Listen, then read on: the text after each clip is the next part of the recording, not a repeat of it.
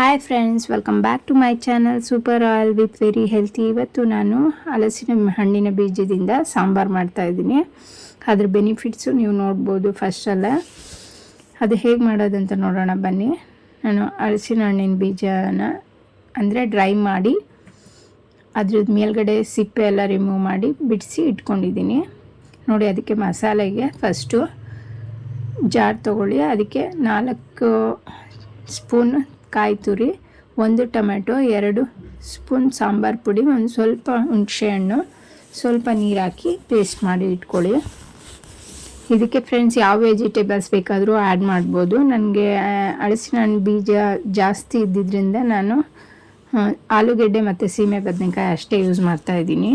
ನೀವು ಬೇಕಾದರೆ ಬೇರೆ ಸ್ವಲ್ಪ ಇದ್ದರೆ ಮಿಕ್ಸ್ ವೆಜಿಟೇಬಲ್ಸ್ನ ಸ್ವಲ್ಪ ಜಾಸ್ತಿ ಯೂಸ್ ಮಾಡಿ ನೋಡಿ. ಇದಕ್ಕೆ ಫಸ್ಟು ಕುಕ್ಕರ್ಗೆ ಎಣ್ಣೆ ಹಾಕ್ಕೊಂಡು ಸಾಸಿವೆ, ಜೀರಿಗೆ, ಈರುಳ್ಳಿ, ಕರಿಬೇವಿನ ಸೊಪ್ಪು ಆ್ಯಡ್ ಮಾಡಿಕೊಂಡು ಫ್ರೈ ಮಾಡ್ಕೋತಾ ಇದ್ದೀನಿ. ಅದು ಫ್ರೈ ಆದಮೇಲೆ ನಾನು ಕಟ್ ಮಾಡಿ ಇಟ್ಕೊಂಡಿರೋ ಸೀಮೆ ಬದನೆಕಾಯಿ ಮತ್ತು ಆಲೂಗೆಡ್ಡೆನ ಹಾಕಿ ಮತ್ತು ಹಲಸಿನ ಹಣ್ಣಿನ ಬೀಜನ ಹಾಕಿ ಫ್ರೈ ಮಾಡ್ತಾಯಿದ್ದೀನಿ.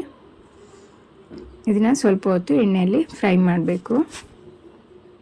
ಫ್ರೆಂಡ್ಸ್, ಹಲಸಿನ ಹಣ್ಣಿನ ಬೀಜ ತೆಗ್ದಿದ ತಕ್ಷಣ ಯೂಸ್ ಮಾಡಬಾರ್ದು. ನೀವು ಅದನ್ನು ಸ್ವಲ್ಪ ಹೊತ್ತು 1-2 ಡೇಸು ಬಿಸಿಲಲ್ಲಿ ಡ್ರೈ ಮಾಡಿ ಆಮೇಲೆ ಮೇಲ್ಗಡೆ ಸಿಪ್ಪೆ ರಿಮೂವ್ ಮಾಡಿ ಸ್ವಲ್ಪ ಜಜ್ಜಿ ಆಮೇಲೆ ಯೂಸ್ ಮಾಡಬೇಕು ನೋಡಿ. ಫ್ರೆಂಡ್ಸ್, ಇದಕ್ಕೆ 1 ಬೌಲು ಅಂದರೆ 1-3 ಟೇಬಲ್ ಸ್ಪೂನು ತೊಗರಿಬೇಳೆ, 1 ಬೌಲು ನೆನೆಸಿರೋ ಹಾಫ್ ಆನ್ ಅವರ್ ಮುಂಚೆ ನೆನೆಸಿರೋ ಅಲಸಂಡೆ ಕಾಳನ್ನ ಆ್ಯಡ್ ಮಾಡ್ಕೊಂಡಿದ್ದೀನಿ.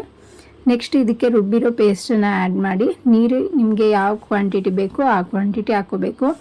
ಹಲಸಂಡೆ ಕಾಳು ಯೂಸ್ ಮಾಡಿರೋದ್ರಿಂದ ಸಾಂಬಾರು ಸ್ವಲ್ಪ ಗಟ್ಟಿ ಬರುತ್ತೆ, ನಿಮಗೆ ಚಪಾತಿಗೂ ತಿನ್ಬೋದು.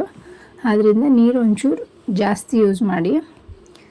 ನೀರು ಆ್ಯಡ್ ಮಾಡಾದಮೇಲೆ ರುಚಿಗೆ ತಕ್ಕಷ್ಟು ಉಪ್ಪು ಹಾಕಿ ಮಿಕ್ಸ್ ಮಾಡಿ ಕುಕ್ಕರ್ ಲಿಡ್ ಹಾಕಿ 1-2 ವಿಷಿಲ್ ಕೂಗಿಸಿದ್ರೆ ಸಾಕು ಫ್ರೆಂಡ್ಸ್. ಯಾಕಂದರೆ ಆಲೂಗೆಡ್ಡೆ, ಸೀಮೆ ಬದನೆಕಾಯಿ, ಹಲಸಿನ ಹಣ್ಣಿನ ಬೀಜ ಎಲ್ಲ ಬೇಯೋಕ್ಕೆ ಜಾಸ್ತಿ ಟೈಮ್ ಹಿಡಿಯಲ್ಲ. ಅದರಿಂದ ನೋಡಿ, ಸಾಂಬಾರು ಈ ಥರ ರೆಡಿ ಇದೆ ಫ್ರೆಂಡ್ಸ್. ಇದನ್ನು ನೀವು ಒಂದ್ಸಲಿ ಮನೆಯಲ್ಲಿ ಟ್ರೈ ಮಾಡಿ ಹೇಗೆ ಬಂತು ಅಂತ ಹೇಳಿ ಕಮೆಂಟ್ ಸೆಕ್ಷನ್ಗೆ ಬಂದು ಕಮೆಂಟ್ ಮಾಡಿ. ಇಷ್ಟ ಆದರೆ ಲೈಕ್ ಮಾಡಿ ಮತ್ತು ಸಬ್ಸ್ಕ್ರೈಬ್ ಮಾಡಿ. ಹೀಗೆ ಸಪೋರ್ಟ್ ಮಾಡ್ತಾಯಿರಿ.